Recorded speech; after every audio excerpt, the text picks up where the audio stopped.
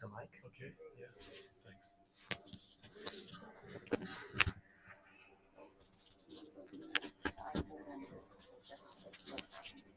Yeah, no rush.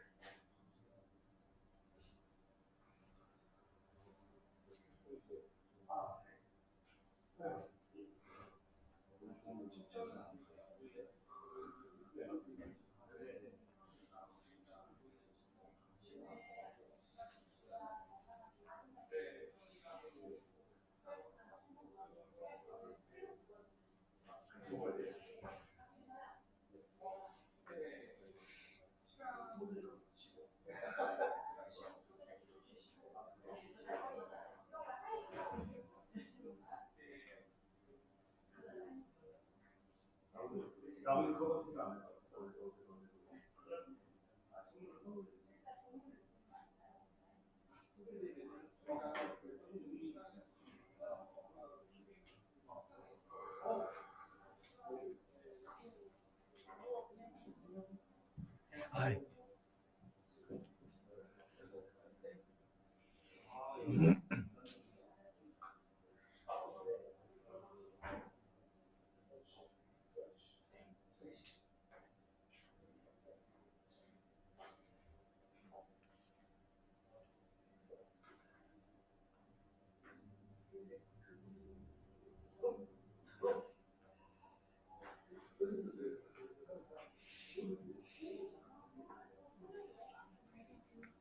Oh, thank you very much.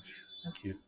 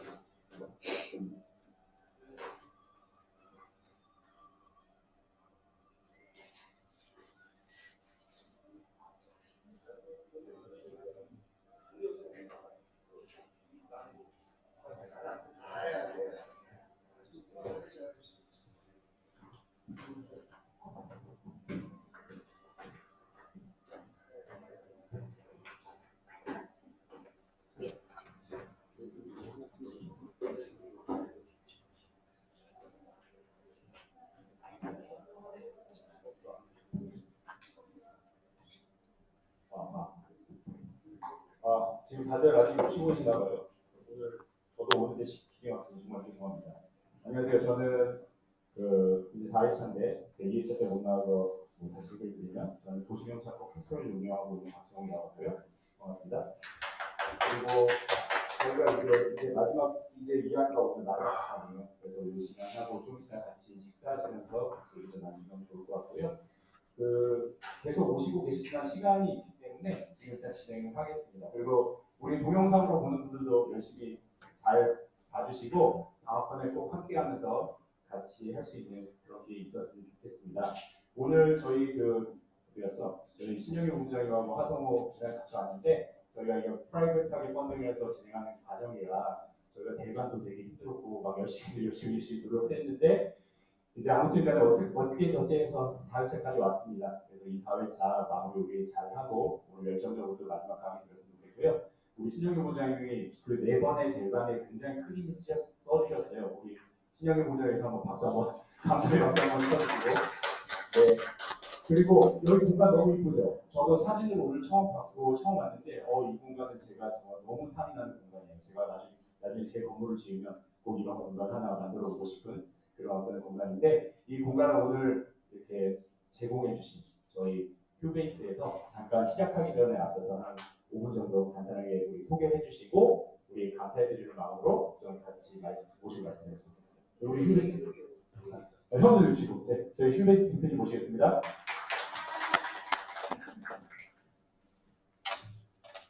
반갑습니다.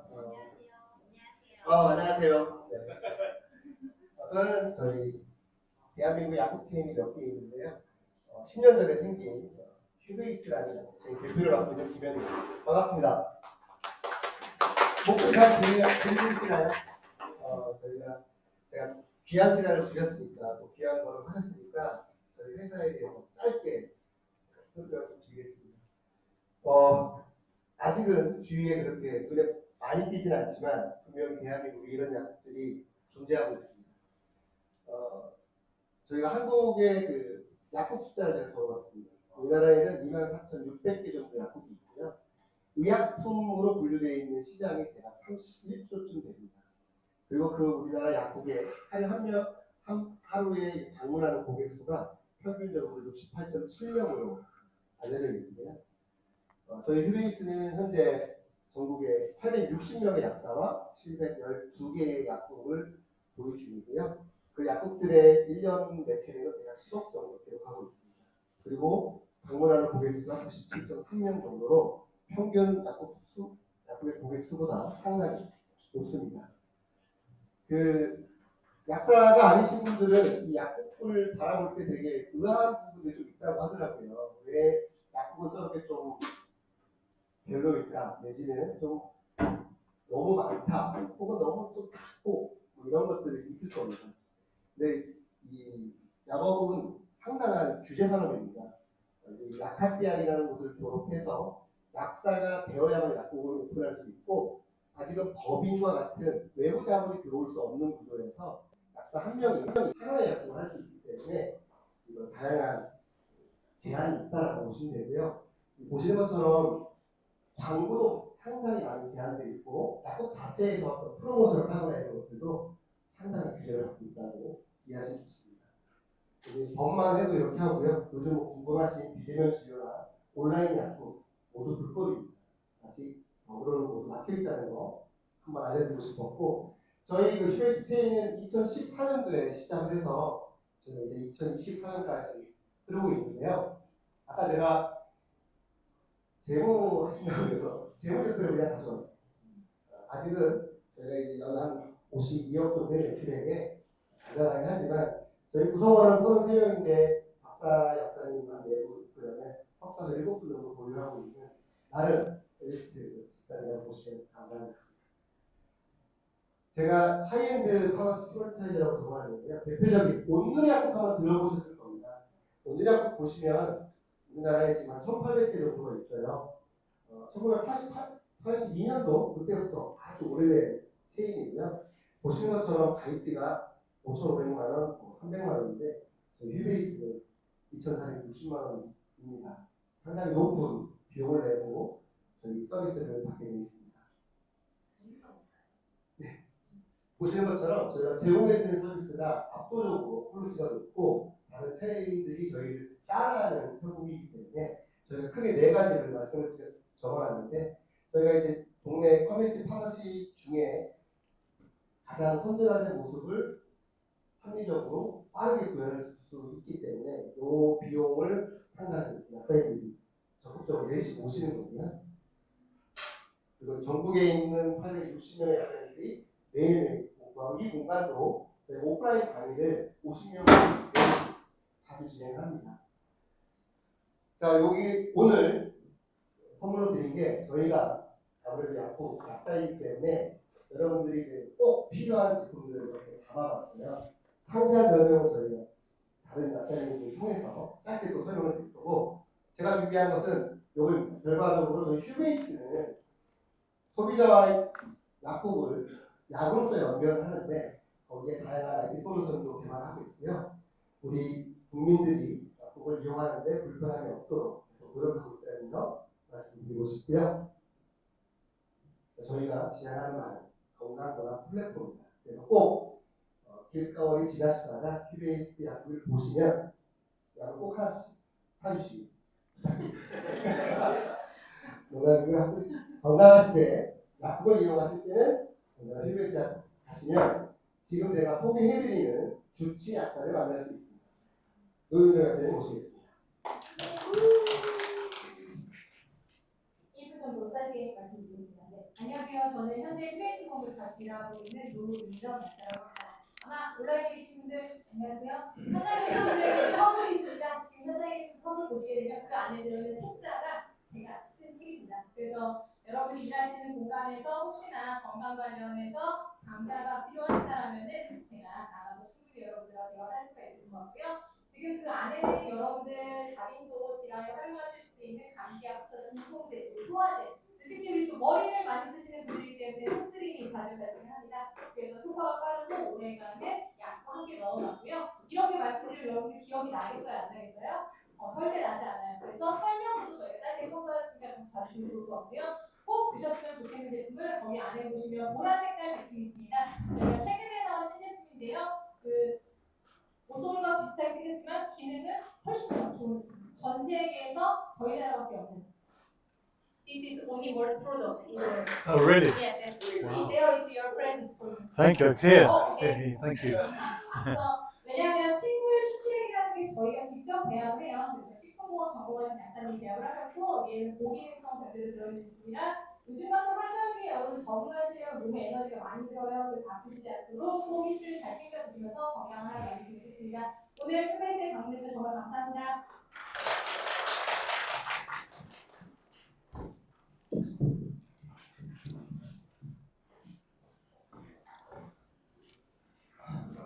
다시 한번 우리 좋은 공간과 좋은 설명해 주신 저희 대표님과 저희 약사님께 큰 박수 부탁드리겠습니다.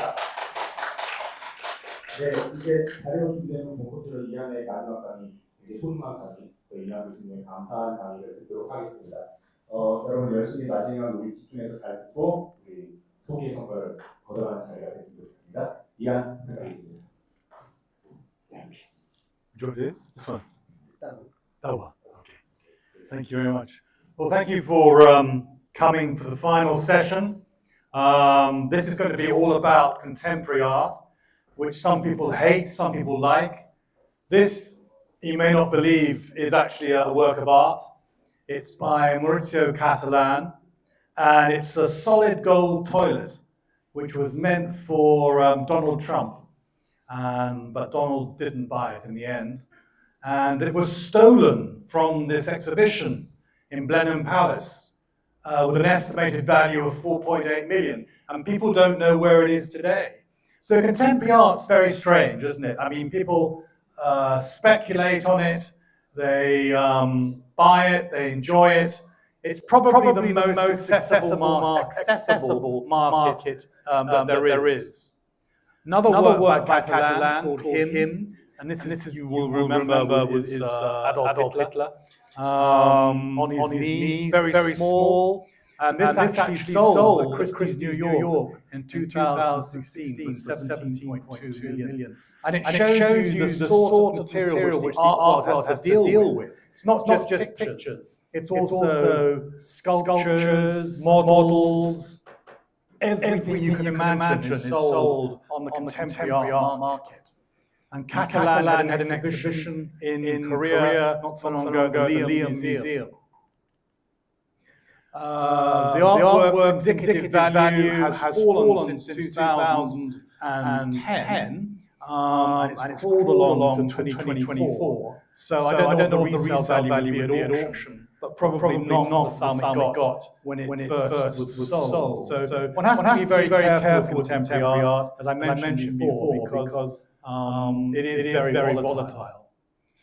Maurizio Catalan is not usually sold at auction, so you don't see many works coming up for sale. 2016 was a big exception when he sold about $13 or $14 million worth of euros worth of art. But on the whole, his work tends to go through dealers. And a lot of contemporary art is sold on the secondary market or the primary market through dealers.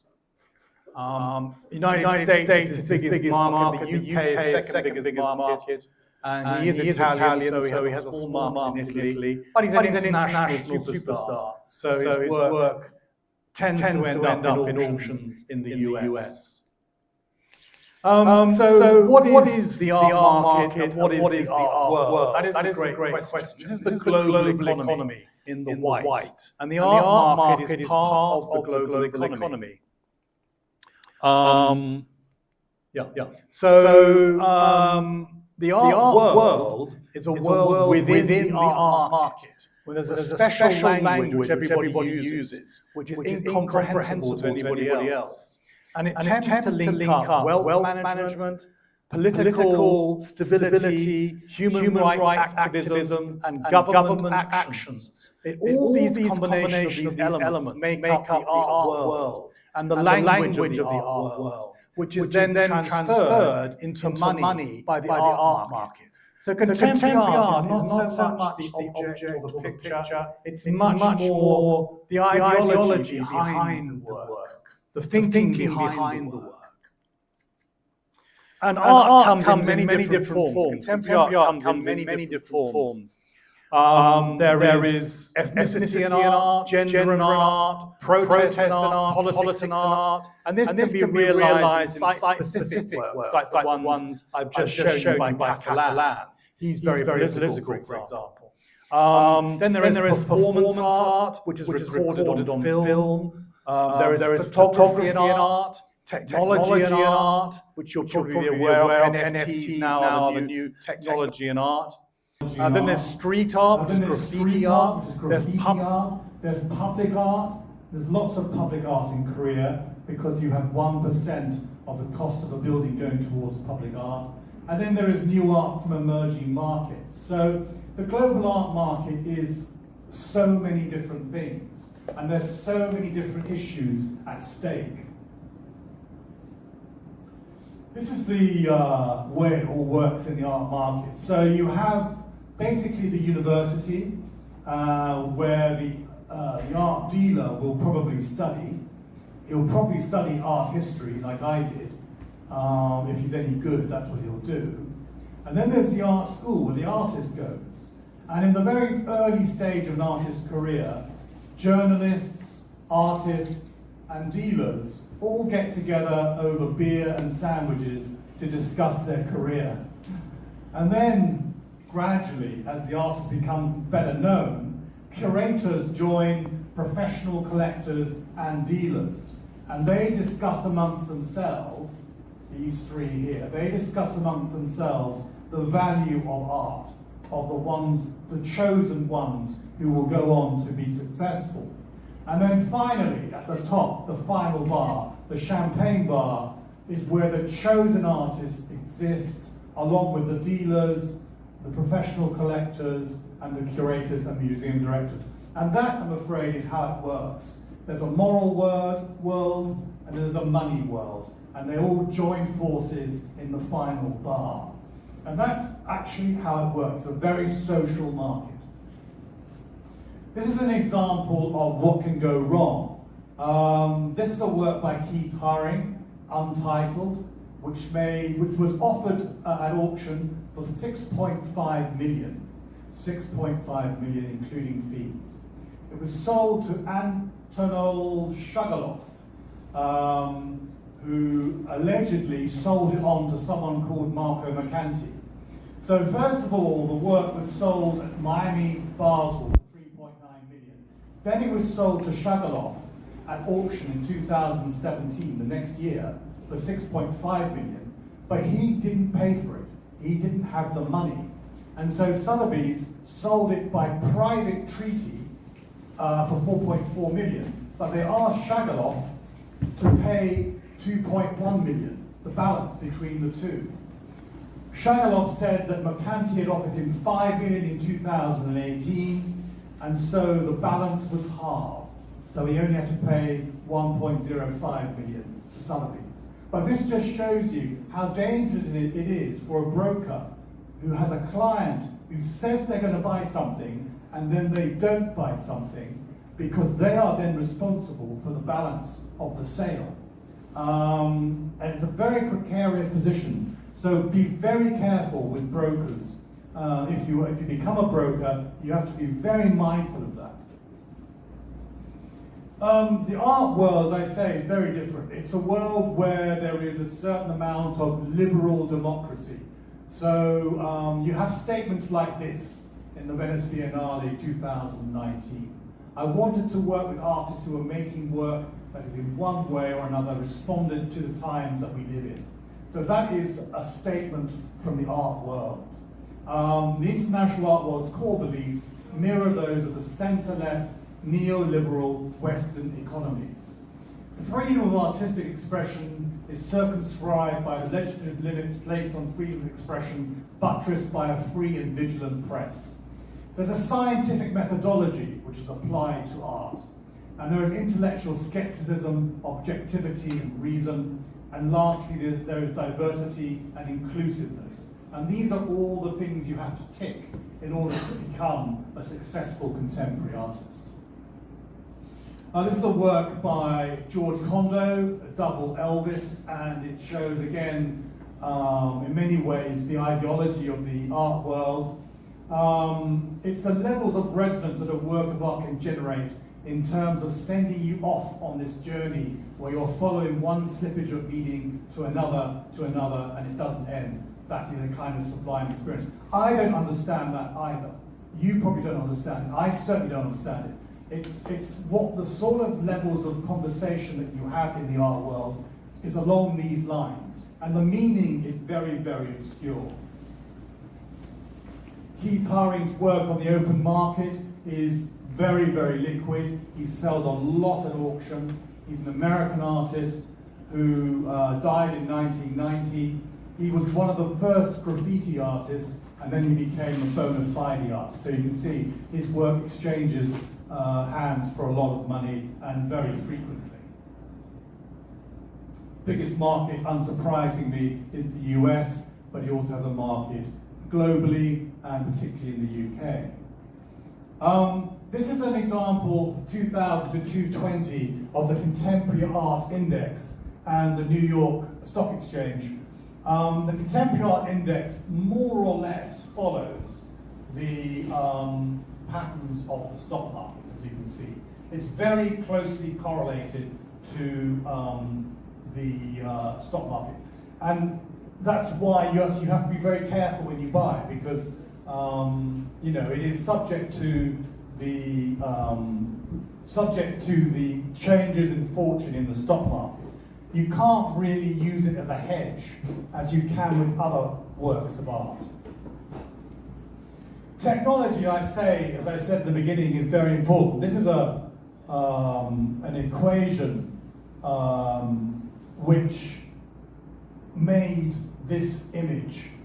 It's AI intelligence, and you can see there's the equation, there's the formula, which made this particular image. It's made out of 15,000 portraits made between the 14th and 20th centuries, fed into a generator to produce this rather horrible image of a man in a picture frame. AI obvious doesn't exist. It's AI intelligence. but obvious became a citizen of Saudi Arabia, bizarrely. And his portrait of Edmund Bellamy, made in 2018, Christie's, New York, 432,500. I think this was 2018. I think now, I know now for a fact in 2024, a lot of the value of AI-generated art has lost a lot of its value. Murray Kim was one of the first, if not the first, Korean artist to create an AI work, AI image.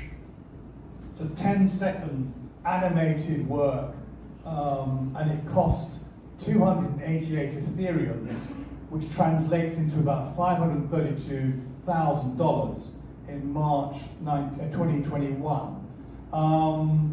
The price of this work was 4 times higher than a 2019 record, Tree of Life, which was sold by the Ghana Art Center in Seoul. So the price of the AI work tends to be, up until about 2022, much, much higher than the general price of the artist's work. As you can see, her usual price is about 13,000, not 532,000.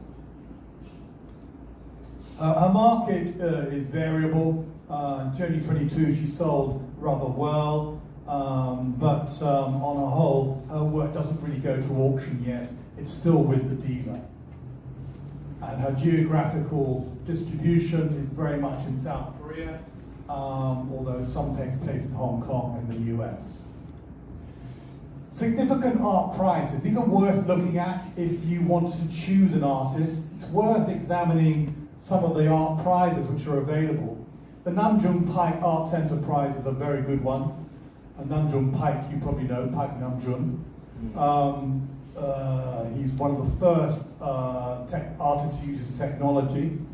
The Hiroshima Art Prize is very good. I've ticked the ones which are really good. The Virginia Prize is good. The Turner Prize is very famous, one run in England. The Biennial Hepworth Prize for Sculpture. These are all very important. The Deutsche Börse Photography Award for photographers. These are all awards which you need to be aware of. Has the artist achieved success in garnering an award?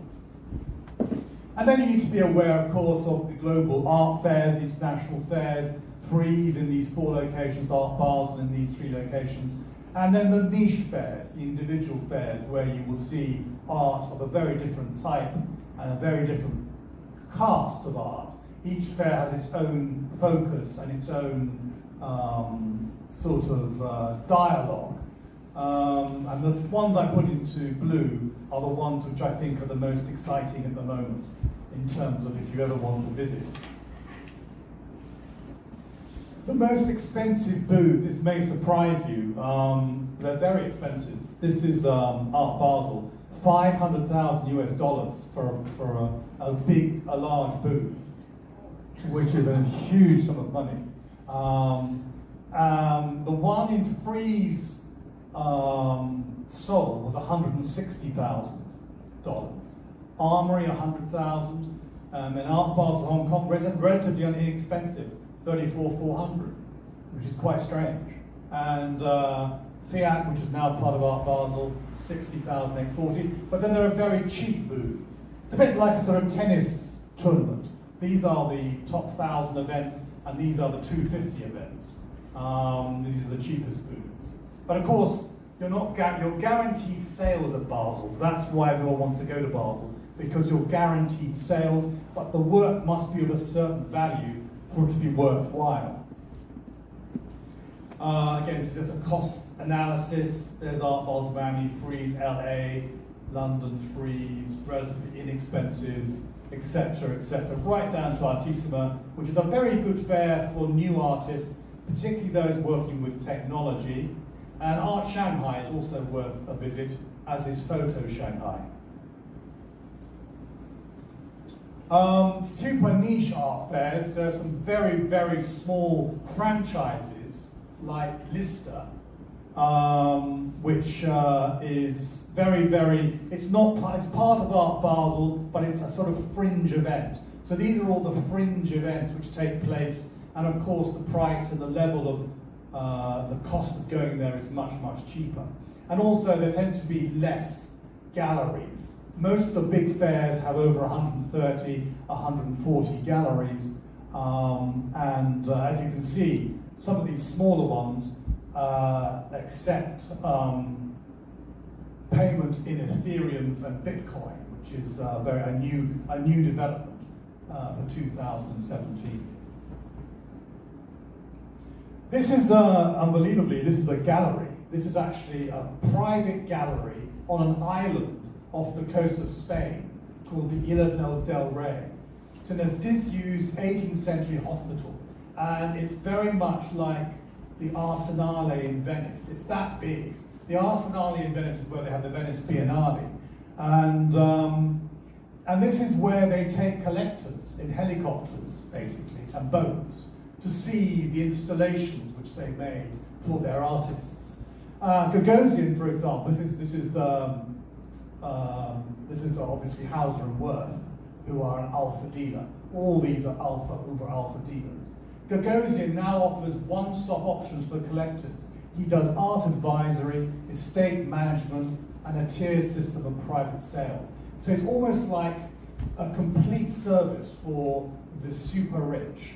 It's like, I don't know, what would you call it in your business? There'd be like merchant bankers or something.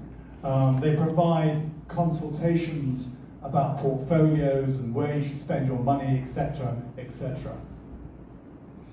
Big names at the moment in the art market. Obviously, I can't do them all because there's so many. I've picked out a few which I think are going to do very well this year. And one of them is Mark Grokyan from Gagosian. He's an abstract artist, as you can see. He works with materials as well. And this work sold for $16.7 million, Christie's New York 2017. So he's very hot at the moment. His market is fairly liquid, and he does sell a lot at auction. But he is still a secondary market artist. He hasn't completely gone over to the resale market yet in the auction house. Again, most of the contemporary artists who are very successful will sell their work in New York, and then later in Hong Kong and London. But most of the big works go through New York. Albert Oehlen, again with Gagosian and also Skarstedt Gallery. This is he's a German artist from Dusseldorf. It's a school of expressionist painting, and this sold at Sotheby's London in 2019, 5.95 million. German art tends to be very good, very bankable, because the collectors tend not to sell. They tend to keep hold of the work for a longer period than most other, say an American artist, for example, who will be flipped more rapidly. So this gives confidence to the market. And again, Oehlen's market is very stable, and he sells consistently through auction. Again, his work, because he's a European artist, tends to sell in London, but also have a market elsewhere in Germany and the US. This is Neo Rauch. This was actually taken from the fair at Frieze 2019 in London. His dealer is David Werner, very good dealer, German dealer. And this is Die Wandelung 2019, and it's sold through David Werner at Frieze for 1.5 million. He deals in imaginations, his dreams, basically. So he looks at dream sequences, and you can see the pianist here, there's an angel, there's someone playing with it. He needs to be deconstructed, this work, to understand it fully, but he's basically dealing with his dreams. And his index was very, very strong in 2015, 16, 17, and since then he has retreated to the dealer market. And again, because he's a German artist, Neo Rauch from Leipzig, most of his work sells in the UK rather than the US, but also in Germany. Gerhard Richter is the superstar. He's still alive. He's getting quite old now. Here he's selling through Marion Goodman, who's a big New York dealer, and also, of course, eventually they will go to Gagosian in the end, selling through Gagosian. Abstract picture, 1986, 30.4 million, the price of a Picasso painting. This is called his squeegee painting, so he uses a wet sponge to create these abstract effects. And this particular type of art that he's produced is a new series, a relatively new series, and it's proving to be very, very popular with the market. He's blue chip. I mean, he's not dead yet, but he is blue chip. You can pretty much put your mortgage on him, and you'll be successful, I believe. This is another series by Richter, and as you can see, he has a completely different style. This is much earlier, where he revisits his past as a child. He was in 4 different regimes in Germany. He was born in 1932, so he lived under the Nazis. Then he lived under the East Germans. Then he lived under the West Germans. And then he lived under the German as a united country. So he has a lot to say about the German past. And a lot of his work is very politically charged in this series. And he has a very, very robust market. As you can see, his work of 167 million turnover in 2023, you can see that he is a proper art market success. I mean, he really is one of the great stars of the international market. Selling again in the UK because he is German, but also in the United States because he's international, and increasingly through Hong Kong, with a small amount in Germany. Anselm Kiefer, who had a show in Tagias Ropat Gallery in Seoul last year, is another of these German artists who looks at the past and the war. And his work is on an epic scale. It's very, very large. It's very thick paint. And it tends to, as I say, refer back to Germany's past during the war and the years leading up to the war. This one actually sold in, would you believe it, Beijing in 2019 for $4 million through China Guardian. And again, like Richter, his auction market is very strong, and his index is, sorry, that should be 2014, not 2004. To 2024 is relatively strong. Again, distribution, because he's German, he sells a lot in Europe through the UK, but also in the United States. And Georg Baslitz, who I mentioned, I think, last week in terms of investment, is part of a group of artists who peaked in the 1980s and 1990s, and then they went out of favor, and they're now coming back onto the market. He paints upside down pictures. He actually paints them upside down so you can focus on the objectivity of the paint. This is called the Brucker Chorus, 1983. Brucker was a very famous movement in Germany in the 1920s, and this one sold for $7.5 million. But for a time, for 20 years, his work was very difficult to sell. But he's come back, and the group, which are known as the Neo-Expressionists, have come back into favor. So bear that in mind. It doesn't mean that when an artist goes out of favor, they don't come back, because he was very famous in the 80s and 90s. And again, relatively strong index, $23 million euro turnover in 2023. With, again, because he's German, a lot selling in Europe, in the United Kingdom, where there's the biggest auction market for contemporary art, but also in the US. And here we have someone who works with digital photography, not analog, digital.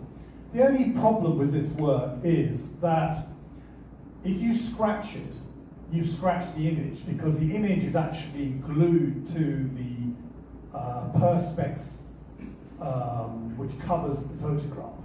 So you have to be very careful, because any damage to this ruins the whole effect of the image. Thomas Struth, who is part of a very strong group of photographers, digital photographers from the Düsseldorf School in Germany. Did this image of the Pantheon in Rome. He does monuments basically. He does people looking at pictures, people looking at architecture.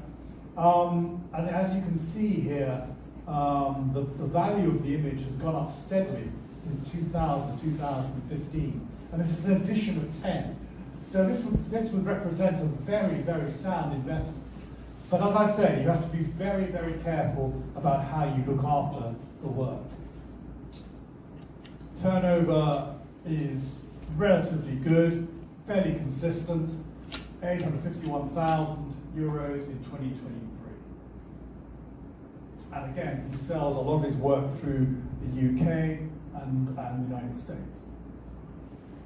Jeff Koons, who I think is a very overrated artist.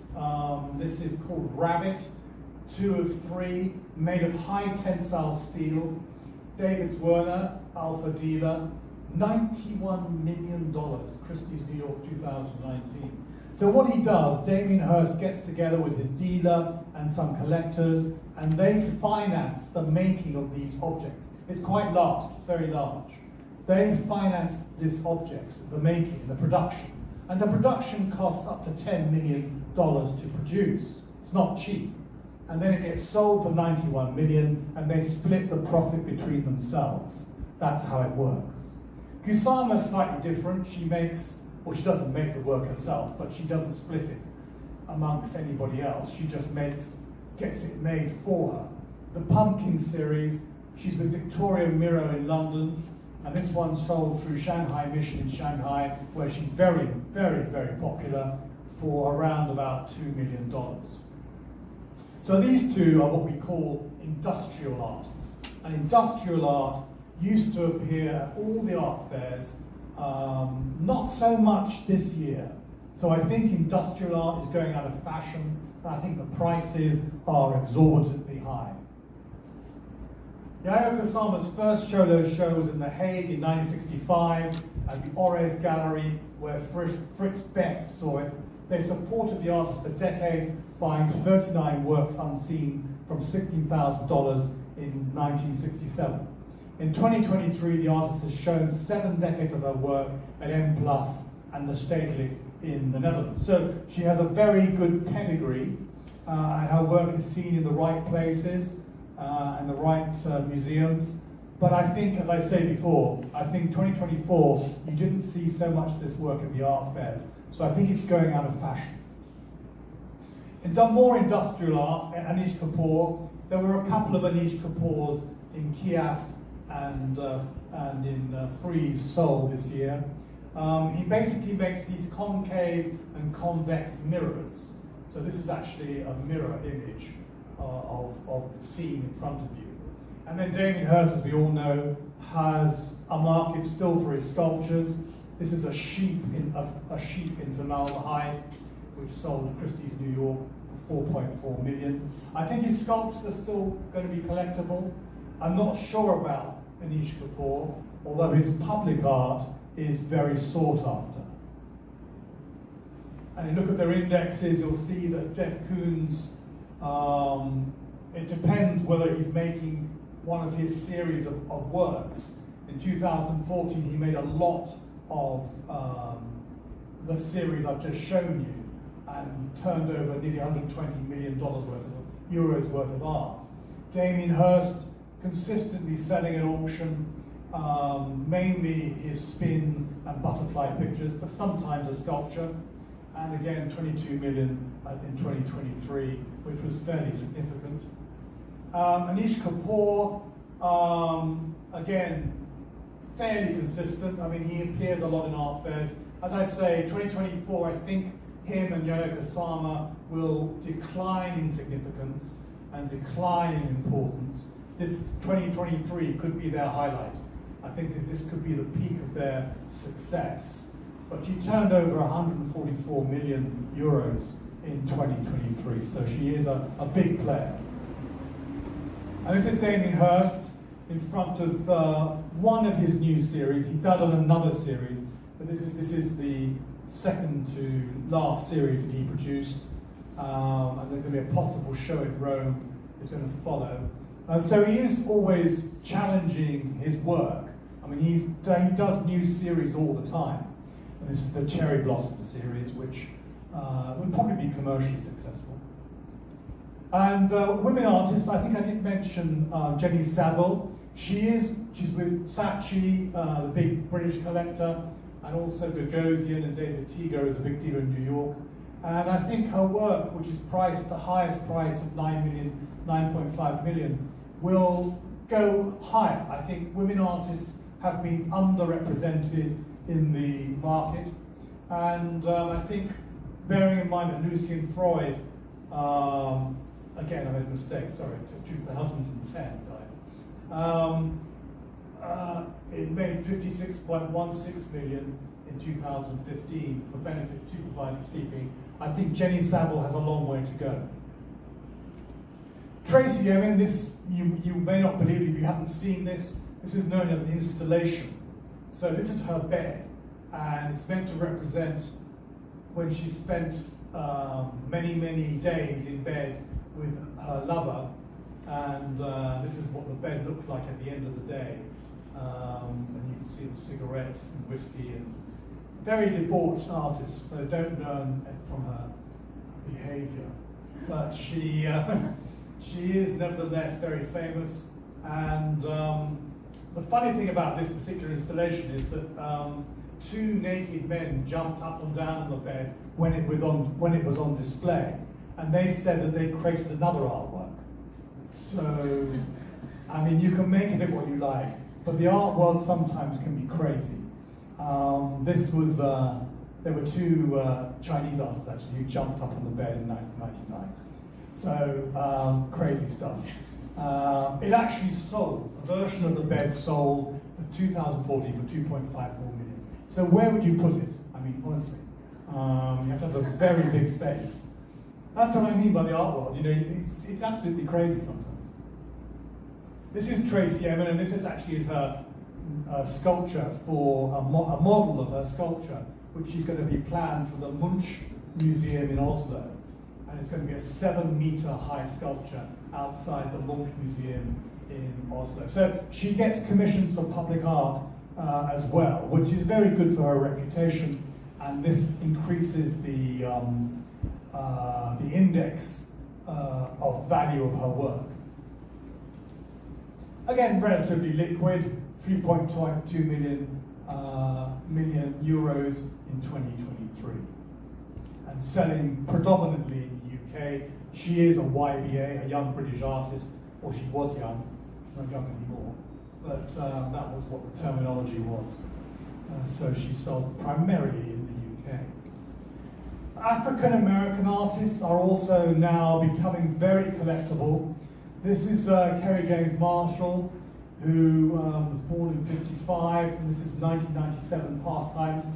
And as you can see from this work, it's very detailed. It's based on Manet's Déjeuner sur l'herbe, Lunch in the Garden. I mean, this is a black family, and you see black water skier, black golfer, black in a boat. And he has become very much the sort of the go-to artist for black Americans. And this one sold at Sotheby's for 21.1 million. But in 2006-07, $60,000 to $70,000 would be the sort of price you would pay for a work of art by him. And by 2023, this price had gone up to goodness knows what now. I actually think nearer 30 million US dollars. Henry Taylor, another black American artist, again, as you can see, he paints very much life as it is in black communities in the United States, particularly in New York.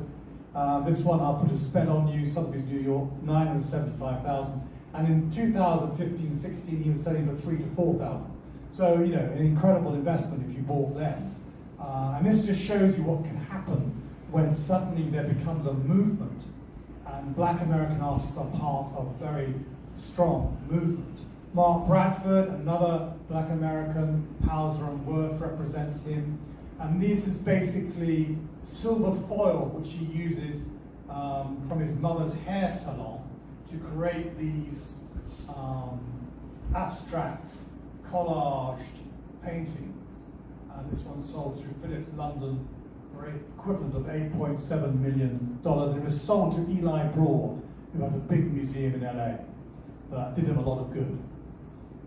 Mark Bradford at the US Pavilion in 2017. Tomorrow is Another Day. And again, you can see he does wall-based works, and he also does sculptures. This is solid paint, which he's created as a sort of sculptural form in the middle.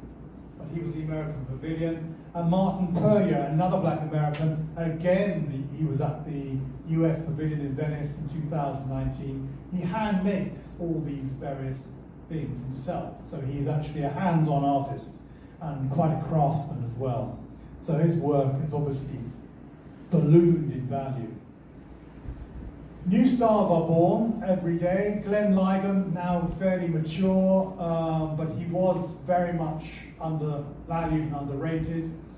Represented by Hauser and Wirth, the big German gallery. White number 2, an abstract work, as you can see. Sotheby's, New York, $2.5 million. He's on the up. He's very much a strong part of the stable of Hauser and Wirth. African artists, again, not Black American, but African artists, have their own aesthetic. This is very much like Jean-Michel Basquiat, and it shows the African masked face and these sort of graffiti-like figures which are sketched into the paint. Selling through a Paris auction house for $36,400. But I think he's an artist who could make a transition to the big time. So he's with the Jack Bell Gallery at the moment in New York, and I think his next stage could be quite significant. Alan Atsui has already made it. His work sells for millions of dollars. This was his installation at the Venice Biennale in 2019 at the Arsenale. And this is all made up of little beer can pullers. So the thing which you pull when you have a pint of beer from a can. There's a lot of work. It's all stitched together. And he's made a map out of it. It's a map of the world in some detail. So again, an artist who represented by the October Gallery in London and Jack Shaman in New York, an artist from Ghana who I think will continue to be very, very significant. And as I say, he is represented on the Ghanaian Pavilion in Venice in 2019.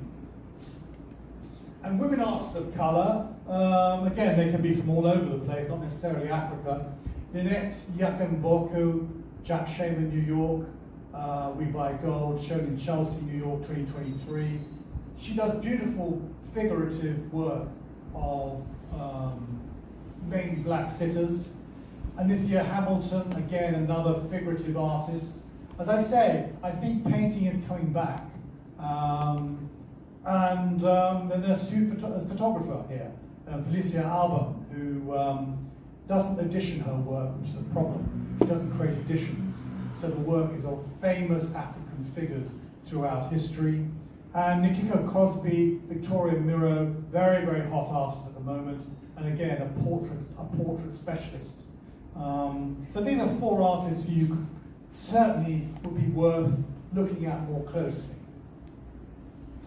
Political commentaries, I said before, a lot of contemporary art is about the politics and the ideology of the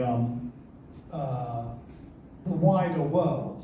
And this is an example of just that. I don't know how you commoditize this. It's basically all the names, 34,361 documented deaths of asylum seekers, refugees and migrants who have lost their lives within the borders of Europe since 1993 to 2018. You may know there is a lot of deaths from migrants crossing from Africa primarily into Europe in very, very unseaworthy boats. But again, this was made for the Liverpool Biennale. How do you commoditize that? How do you turn that into a work of art for the art world? It's very difficult. And Marcus Agudelo, no one knows the past that awaits them, 448 barricades. It's a memorial to the 448 people who were killed since mass civil unrest in April 2018, anti-President Ortega monument.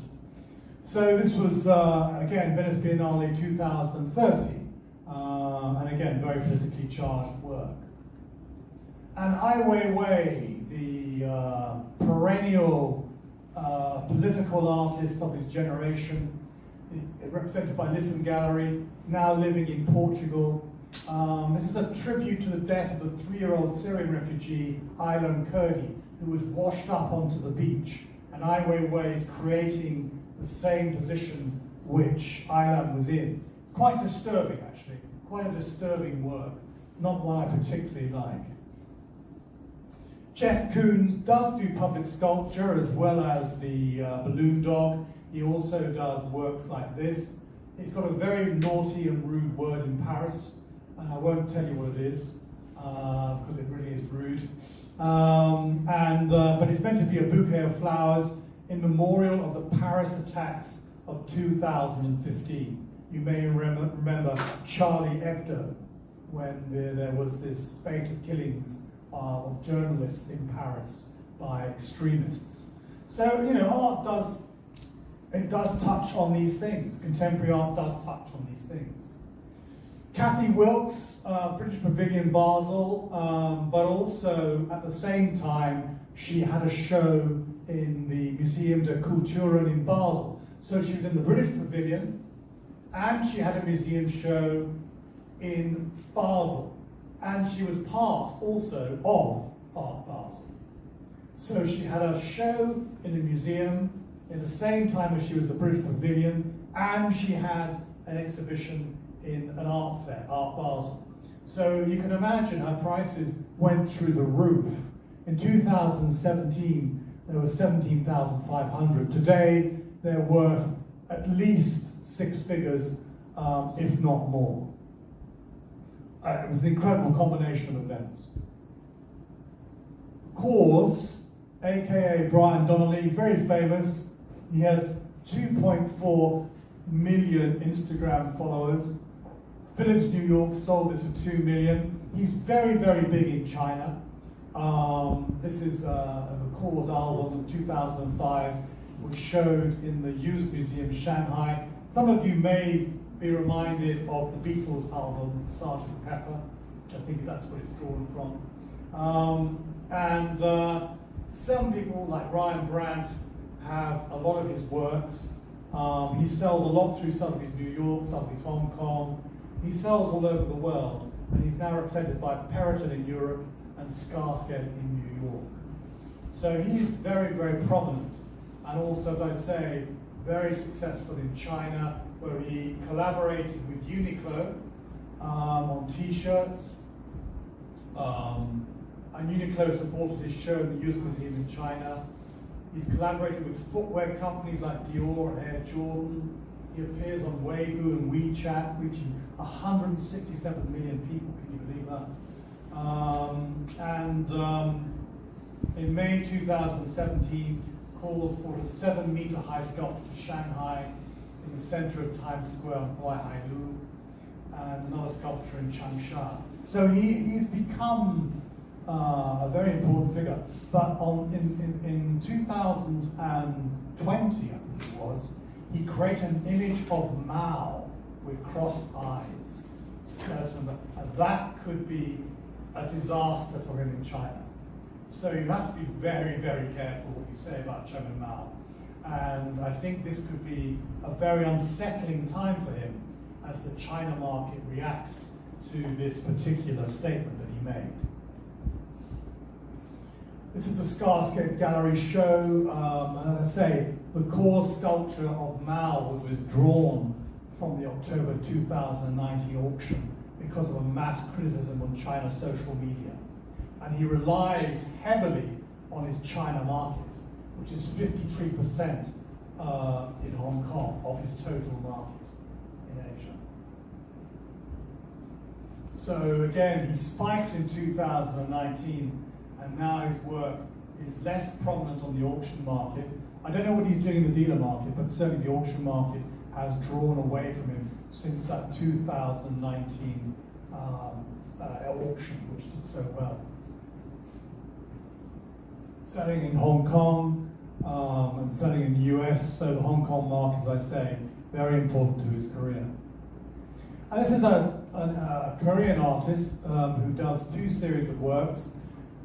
His father is very, very famous, Do-ho Shu, or Su Do-ho, and he does works in nylon and works in silk. The works in silk are for the Asian market, and the works in nylon are for the Western market. And this is a fridge, which he's made out of nylon and put into a case. This was sold to an Asian collector through Lehman Malbon for $220,000. Photography, you can just see the top here. Photography, Paris photo fairs in Shanghai and San Francisco. It is a market. It's not a market I particularly like, but when you have analog photography, like this work here, this abstract work by the great Hiroshi Sugimoto, who's with 3 dealers, then I think it has a place. This is analog photography of the sea, actually, but it's like an abstract. It's like a triptych, which is an abstract. A triptych is a very common Western art form, and he's sort of mirroring that image. He's also paying reference to Mark Rothko, so it's a sort of combination of things. And his market is strong. I mean, it's very, very powerful. For a photographer to sell this much art is 2.8 million. For a photographer, it's huge. Robert Mapplethorpe, very controversial artist. He was gay, and he painted a lot of very, very revealing portraits of naked men. This one is a self-portrait, edition 303. It's a nice small edition, which we all like, selling through Christie's London for $548,000. This is where the editioning is so important. Dario Moriyama, a great photographer. Again, this is based on Warhol's car crash. And here you see documentary photography, really. Smash Up from Accident, 1969, £26,000. I think he's got a long way to go. I think his work is strong. As I say, it's basically documentary photography. As is this, Gordon Parks, a black artist. This shows them freeze, and you can see here the 2 water fountains. This is 1950s America, white only, colored only. And that was edition of 1 of 7. But the difference here is you've got to be a bit careful, because there are a number of sizes he sells these works in. So there's an edition of 7, it's 46 by 46 inches, but there's also an edition of 10, which is 33 by 33, and that's slightly cheaper. So again, the editioning always asks whether there are more than one edition in terms of size. Nan Goldin, very famous photographer, Marion Goodman Gallery, now with Gagosian, Trixie on the Cot, edition of 25, which is still okay, it's not too many. Different sizes in the edition again. This was the last one, so this had a particularly high price because it was the last one in the edition. If you buy the last one of a print, you pay less because the quality decreases, but if you buy the last photography piece, the price is higher. Rinko Kawachi, a Japanese artist, spends his time photographing Shinto ceremonies and the everyday life of Shinto monks and priests. And again, I think he's an artist to watch, a photographer to watch for the future. Toyoko Tokioa, Poison Flowers. He recalls the Yokohama sex industry in Japan immediately after the war. This is 1957, and all of that involved. So again, documentary photography which is a part of photography, which I think is quite significant and quite important. Yuri Nagashima, another Japanese photographer, with a pinch of irony, with a hint of love. 600 image slideshow of self-portraits of her and her lover. Again, popular and an artist to look for. Debbie Cornwall, British artist, welcome to Camp America. This was just before the Gulf War, and you can see this very famous image of storming Norman Schwarzkopf and his generals looking out to sea and thinking about the campaign which is about to unfold. So, and also this references an artist called Friedrich, who always paints figures looking out on the horizon. It's quite a powerful image. Stephen Dock, Utopias and Dystopias, set out to capture the Syrian war in 2001. And again, you can see, uses black and white photography for more effect and creates a very interesting and challenging photography. And lastly, street art. Again, street art is, I mean, some of it's good, some of it's terrible. This is a mixture of everything. This is in East London, and it's a building which is no longer in use, which has a host of different artists working on it. And again, this is a more famous work by a listed artist called Thierry Noir in Lyon in France. He was the first artist to paint the Berlin Wall. A mural in Wallace Road. This is a mural in Wallace Road, Hackney, to coincide with an exhibition at the Howard Griffin Gallery in Shoreditch. And again, the highest price for his work at auction is $1,360 in 2019. Not so much. And here are a variety of graffiti artists. They are a big part of the contemporary art market, and some of them do okay. I'll show you in a minute some of the prices. You might like the aesthetic. It tends to be very striking, so it has to stand out. And Banksy is probably the most successful of them all, of course. I mean, he did this mural here of crossing out England and Britain out of the European Union, taking the star out of the European flag. And this was preserved later and was created in a museum. And this is his work for the nightclub in Brighton, which was made on commission, 10 by 6 meters, $485,000. Now, to finish with, just to tell you that there are galleries which do deal with graffiti art. There's the Pure Evil Gallery in London, Kai Kiki Gallery in Tokyo, run by Murakami, etc., etc. Lazik is quite a big gallery, deals with graffiti art, and Amsterdam has two. But the sort of prices you're looking at are still very reasonable. I mean, Cherry Noir, 1,200 euros. Sweet Tooth, British artist, 2,469. So it's much more affordable. So you could start a collection. I got one I don't need. I bought two, and I sold one to a collector in Korea, actually, through a dealer in Korea. But on the whole, these works don't really make that much money as yet. But you can form a very good collection out of a body of the best examples. Banksy, as I say, is the exception. Okay, I think that's it. Yeah. Thank you very much. Any questions? Any questions?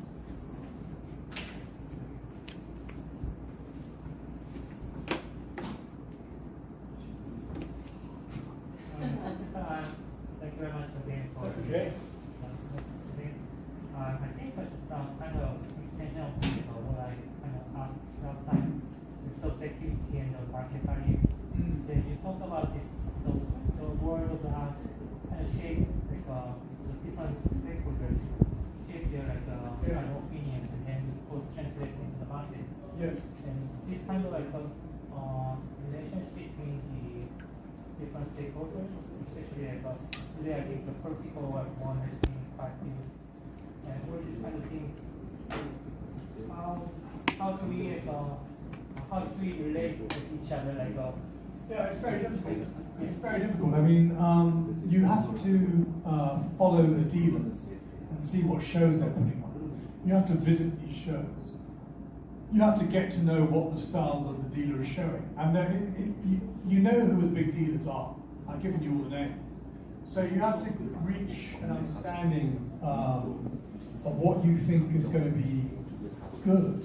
And you can really look into what the artist's career, how it goes. You know, is he or she having a show in a museum?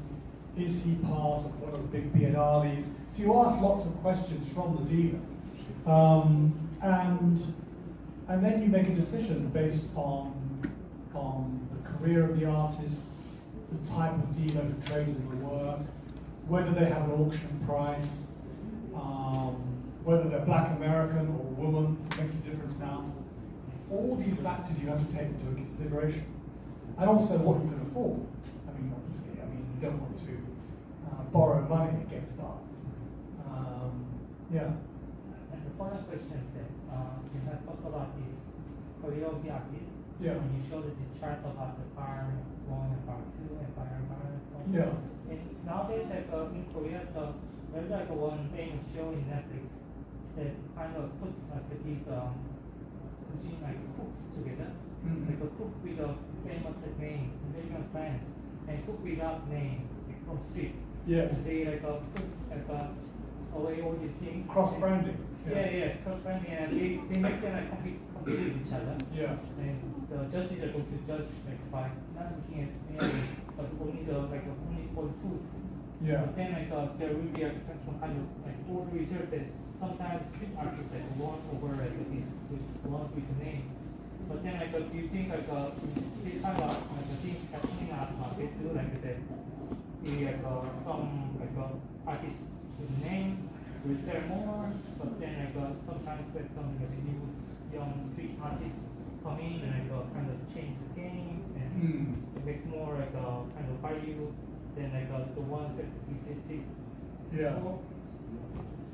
Well, you can always sell the art which is expensive, and you can buy new art with the sales, which is what a lot of people do. They will. What a lot of dealers do is they trade in contemporary art, and then they buy other art as security. So that's very sensible. Because if you buy the work of dead artists, it tends to be more secure. So you can use contemporary art as a kind of currency. Buy and sell, buy and sell. Unless you really love the picture, you should sell it eventually when the price reaches a certain level, I believe. So you have to always look at the auctions. That's why we have databases which create. I mean, I'm always Googling artists on art price to see what they're doing at auction, because that's the final destination of all contemporary art. Any more questions? Yeah. First, thank you so much for sharing and introducing us to the art world.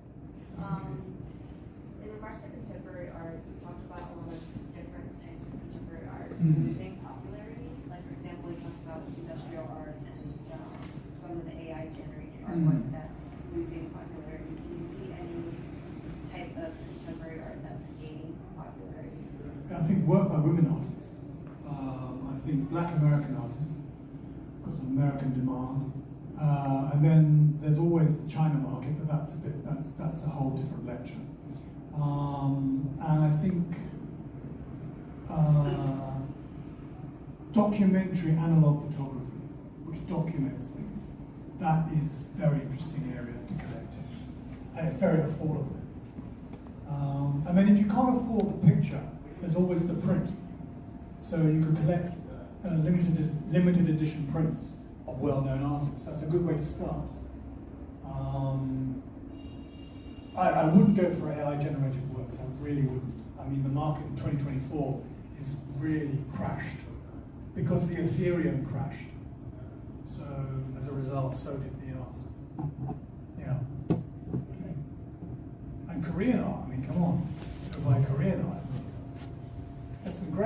Korean artists. Buy from your own country. Anything else?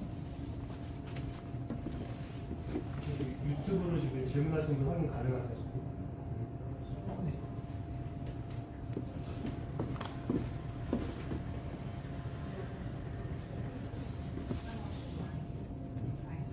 Really?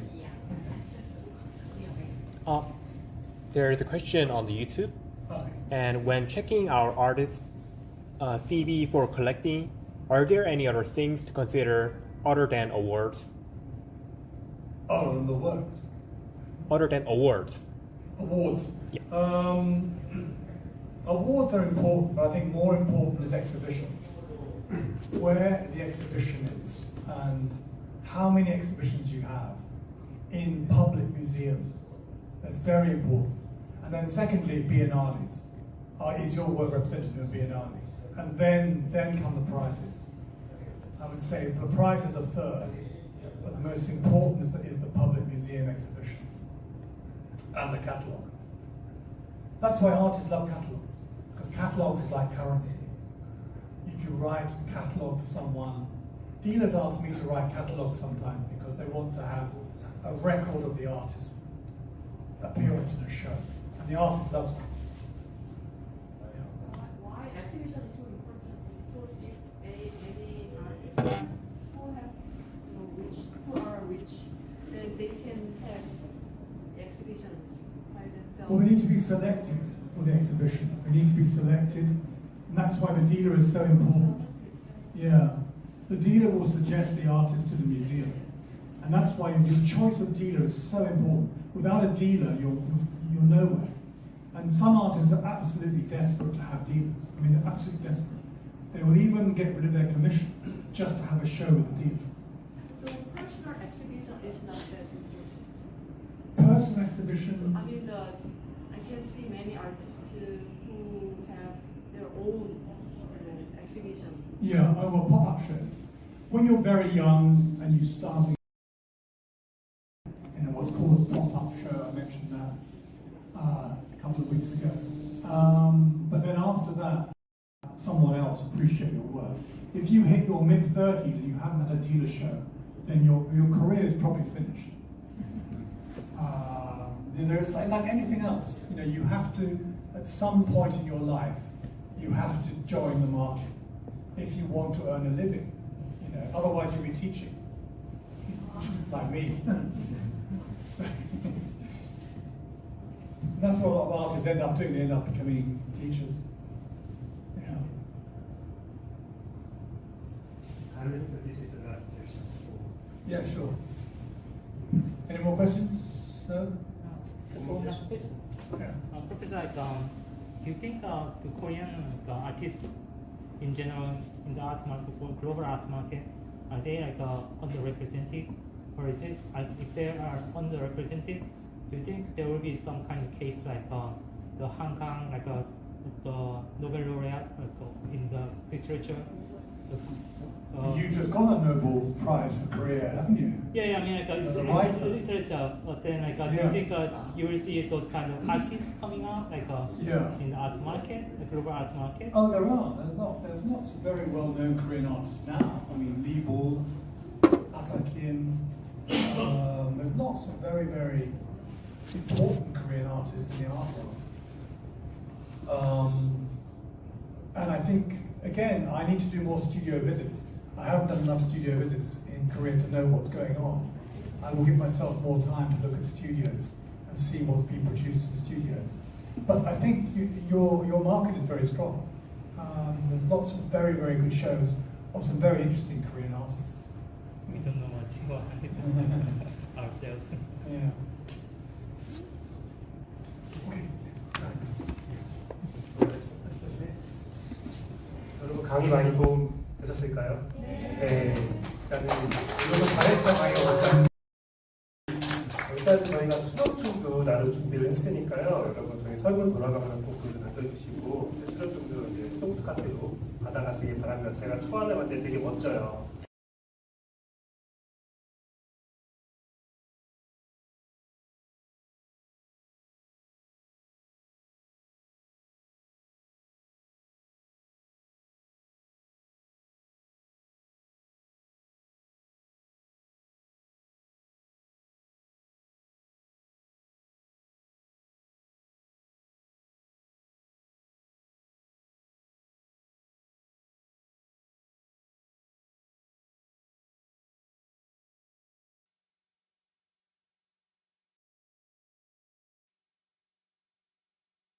연사가 돼서 제가 이제 먹고 사는 얘기, 프라이빗 에쿼티 마켓에 대해서 좀 저희가 이제 들려드리려고 해요. 잘 부탁드리고 궁극적인 목표는 여러분 한 분 한 분 모시고서 이제 세미나 연사를 모시고 이제 여러분들 얘기를 들어보고 싶은 게 저희 모임의 좀 취지이자 목표이기도 합니다.